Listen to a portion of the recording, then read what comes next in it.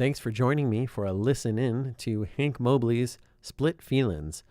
This is off of his 1960 album, Soul Station, and it features Art Blakey on the drums, Paul Chambers on the bass, and Wynton Kelly on the piano. Split Feelins is an apt title for the song because, as you'll hear, it starts off with a Latin groove intro that then transitions into medium tempo swing and back again to close the song.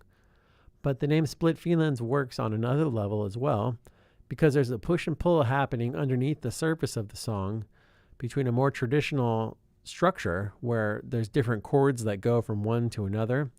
And in this case, it's the same chord structure as the famous jazz standard I Got Rhythm by George Gershwin. But there's another aspect to the song that really just stays on one chord the whole time in what's called a vamp, a one chord vamp. And this is actually more similar to modal jazz. You'll hear in the song, at first, they're really kind of split, as the name suggests, split feelings. But a really fascinating thing happens when they begin to commingle as the song progresses. One of the great characteristics of Art Blakey's drumming is his penchant for other feels than straight ahead 4/4 swing rhythms. You can hear a really syncopated Latin rhythm that starts off the song, but the transitions to the swing feel are really seamless. And one thing that's fun to listen to is how different the drumming can be from one measure to another of music, from the Latin feel to the swing feel, and how the whole band follows Art Blakey's lead without any real hiccups. So let's go ahead and start the song in 3, 2, 1, now. Here we have Paul Chambers and Wynton Kelly joining Art Blakey for that Latin groove, and they're just playing one chord. So Hank Mobley is playing here over that one chord vamp, gives it a certain kind of feel, which is in the same family as modal jazz, and this feel will return at various points in the song. Here's that transition into the swing. Totally different feel, but really seamless into it, and as we're going to hear momentarily, really seamless out of it.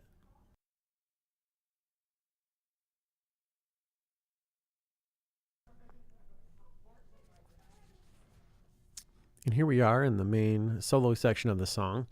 This follows a more traditional song form with several chords that all lead to one another in a more predictable pattern, instead of just one chord as in the vamp in the beginning.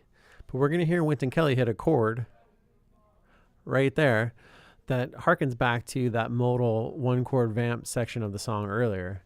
And that's why the Split Feelins title is so great for this song, because yes, there's an intro in a Latin feel and a swing section, and there's going to be a Latin outro, but we're going to hear Wynton Kelly mix that modal feel into the song in other places. For instance, coming up here, we can hear him hit some really dense chords on the piano. And perhaps due to Wynton Kelly's dense chords there that are harkening back to the modal section and stretching the limits of the standard chord progression, a really strange thing is going to happen in a few seconds here, where the band is going to play a series of chords that's also a standard set of chords in jazz, but doesn't belong in the song. So that musical moment right there is a set of chords that is common. You can hear it in Babyface Willette's Face to Face, for example, and other places in jazz. It wasn't part of the song before, and it's not going to occur again. It's just something that the whole band jumped to for that short period of time right there. It's a very strange thing and one of my favorite moments in the song. Here's Wynton Kelly's piano solo, and you're going to hear him play two notes very close together on the piano, a white key and a black key. And that feel of the two close notes harkens back to the modal portion of the song as well. So we can hear Wynton Kelly aggressively trying to mix the two feelings and not have them be split feelings, but have them be commingling in his playing. And now Kelly's feel on his solo has changed, and he's playing single line melody with his right hand. And we're going to hear a press roll coming up, which is one of Art Blakey's signatures. And that press roll is kicking Wynton Kelly into a new gear. It's another round of the chords in the song form, and he's going to play a more bluesy feel now. Try to hear the activity, the increased activity of Art Blakey's drumming behind all of this.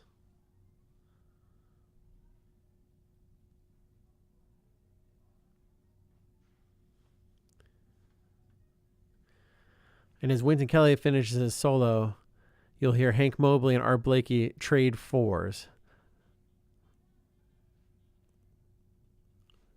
Trading fours means each one will play 4 measures and hand it back to the other. This is going to be a rhythmic continuation.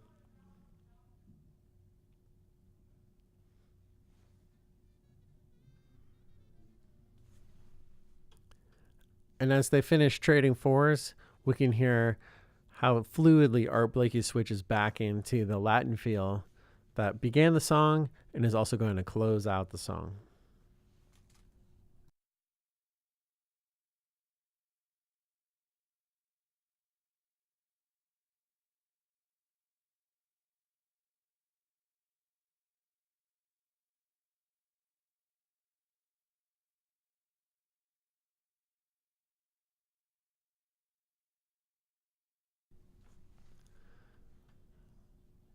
Now we're finishing the form of this Latin section that began the song and the outro.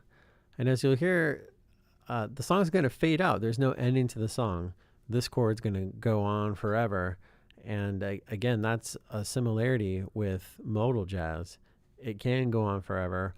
Milestones, for example, by Miles Davis, has a fade at the end because there's no beginning or end to the form as a natural stopping point. So that's Split Feelins. The split, in my mind, is not only between Latin feel and swing feel, but also between a traditional series of chords that go from one to another, like the George Gershwin tune, and more of a stretching out over one chord. It's really interesting to zoom in on Wynton Kelly's playing and hear him mix those two in a way that I wonder if another piano player had been on that date would have happened on this song. Thanks for joining me for listening to Split Feelins.